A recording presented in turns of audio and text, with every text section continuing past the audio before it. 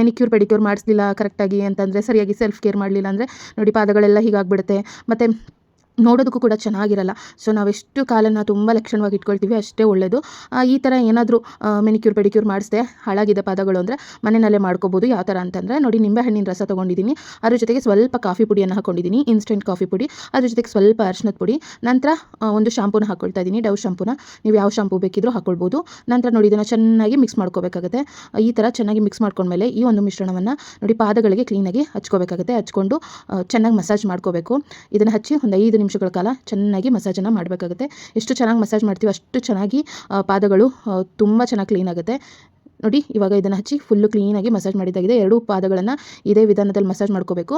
Massage ಮಾಡಿದ್ಮೇಲೆ ಒಂದು 5 ನಿಮಿಷ ಬಿಟ್ಟು ಈ ನಿಂಬೆಹಣ್ಣಿನ ಸಿಪ್ಪೆ ಇರುತ್ತಲ್ಲ, ರಸ ತೊಗೊಂಡಿರ್ತೀವಲ್ವ, ಸಿಪ್ಪೆ ಇರುತ್ತಲ್ಲ, ಸಿಪ್ಪೆನ ಬಳಸಿ ಈ ಥರ ಉಗುರು ಹತ್ರ, ಬೆರಳುಗಳ ಹತ್ರ ಎಲ್ಲ ಕ್ಲೀನಾಗಿ ಈ ಥರ ಉಜ್ಕೊಂಡು ಮತ್ತೆ ಮಸಾಜನ್ನು ಮಾಡ್ಕೋಬೇಕಾಗುತ್ತೆ.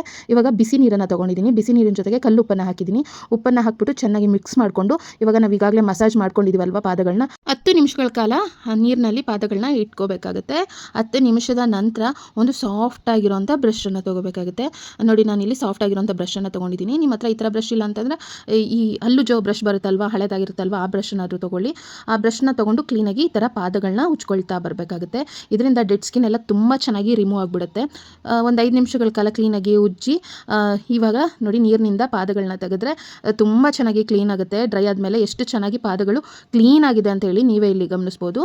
ಈ ವಿಧಾನದಲ್ಲಿ ಪಾದಗಳನ್ನ ತುಂಬ ಚೆನ್ನಾಗಿ ಕ್ಲೀನ್ ಮಾಡ್ಕೋಬೋದು. ಉಗುರು ಬಣ್ಣ ಹಚ್ಕೊಂಡ ನಂತರ ನೋಡಿ ಎಷ್ಟು ಚೆನ್ನಾಗಿ ಆಗಿದೆ ಪಾದಗಳು. ಮೊದಲು ಯಾವ ಥರ ಇತ್ತು, ನಂತರ ಎಷ್ಟು ಚೆನ್ನಾಗಿ ಕಾಣಿಸ್ತಾ ಇದೆ ಅಂತೇಳಿ ನೀವೇ ಇಲ್ಲಿ ಗಮನಿಸ್ಬೋದು. ಈ ವಿಧಾನದಲ್ಲಿ ಮನೆಯಲ್ಲೇ ಮೆನಿಕ್ಯೂರ್ ಪೆಡಿಕ್ಯೂರ್ ಎಲ್ಲ ನಾವೇ ಮಾಡ್ಕೊಳ್ಬಹುದು.